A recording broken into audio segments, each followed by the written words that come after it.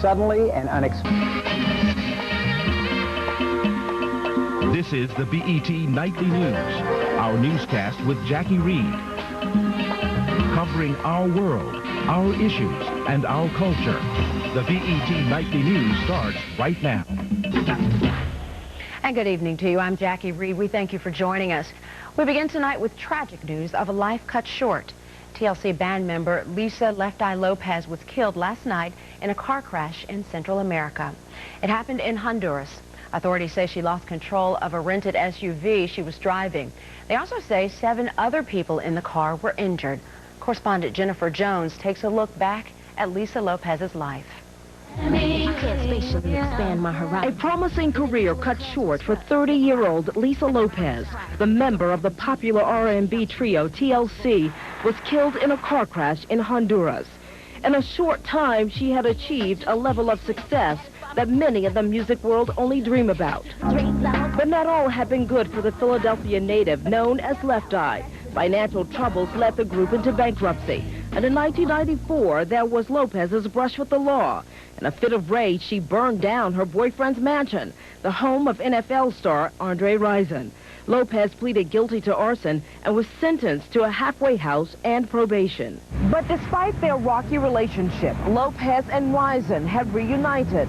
They were even in the process of opening a business together, right here, a night spot in downtown Atlanta. Perhaps one of many projects that will go unfinished. Lopes will likely be remembered for the long haul, a creative writer that had a way of connecting and came to realize what she said was her responsibility to children. I know how energy works, and you know, words are so powerful, so I feel responsible for the things that I say. I'm Jennifer Jones, BET Nightly News. TLC sold more albums than any other female group. BET's Laverne Atkinson talked to industry insiders about Lopes's contribution to the music world.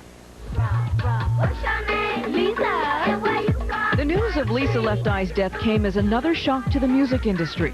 Just as people were getting over the passing of R&B singer Aaliyah, Lopes' untimely death has brought another dark cloud over the hip-hop community.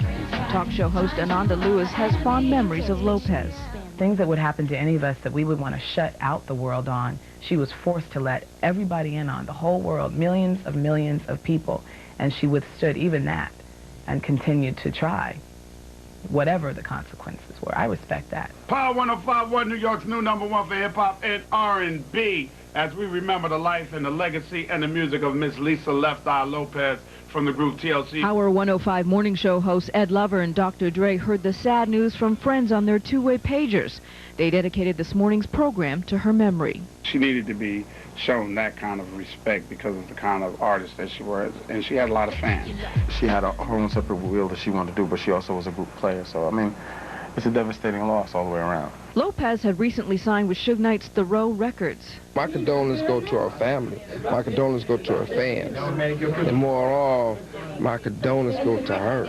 She had taken on a new name, Nina, and had recorded new material that has not been released. She recorded some stuff, but I'm not even thinking about putting anything out because, you know, the thing about, like I was saying earlier, I think it's sort of sad every time it be a tragedy, and people try to turn the tragedy into treasure. Knight says he doesn't know when he'll release her new songs. He says she was about to dominate the industry.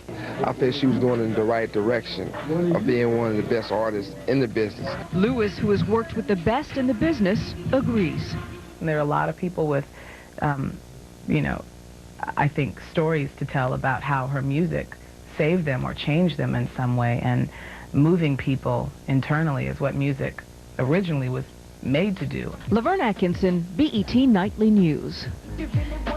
Lisa Lopes grew up in Philadelphia. Many of her family and friends still live there. Her aunt spoke exclusively to BET Nightly News about the Lisa Lopes she remembers. Lisa was the first grandchild in our family, on our side of the family, so she was always a special child, always seemed to have something special about her. She walked at 7 months. I was with her when she took her first steps. She grew up interested in music. My brother was in the Army band. She labels herself an Army brat because they were traveling around years and years in the Army. My brother plays many instruments, and she attributes her musical talents to my brother. She's very artistic and creative. She's always been able to draw, paint, create. She could do anything. She could really do anything she set her mind to. And when she was a teenager, she decided she wanted to be a rapper. So while she was in high school, she was supposed to be writing her assignments. She used to write raps, and she had a little friend at school that she would rap with, and they said they were going to go off and be rich and rap someday. Lopez's aunt said her niece spent a lot of time on Honduras's northern coast.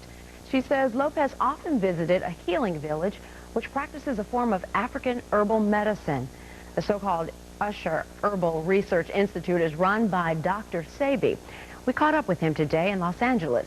He says Lopez came to him asking for help. She was stressed, past experiences she told me about. I said, we have had people that were schizophrenic, paranoia, and insane, completely insane for 11 years. And they recovered. So I can't see why we can't help you. So she said, okay. Then after a while, I saw Lisa laughing and playing and joking. She was cooking for me. She cooked for everyone. And it was fun because sometime at the village she would cook. People love her cooking because she was good. And she was also good in extending her love to people. That was never a problem with Lisa.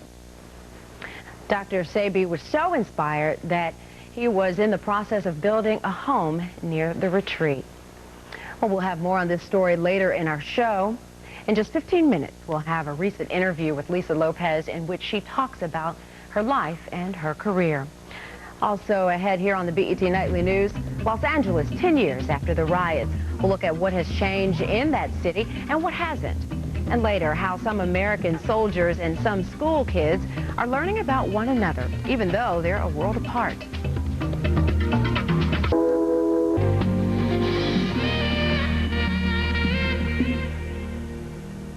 And now another look at the star we lost today, Lisa Lopez. Before her untimely death, Lopez appeared to have a new outlook on life. She stepped away from TLC for a time in 2000 and launched her first solo album. After years of excess, an older and wiser Lopez spoke of clean living and a devotion to helping others.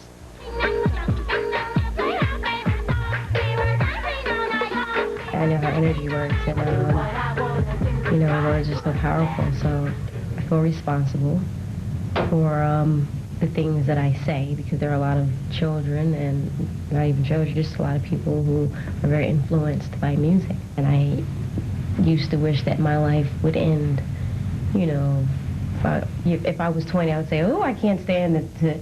I don't know if I'm going to live to be another 20 years. I can't go through another 20 years of what I've been through.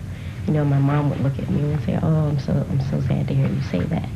And if you don't know what it feels like to be happy, you don't know what you don't know, you know, so it's like there's no hope. But doesn't really have to be that way, so I just want to make music.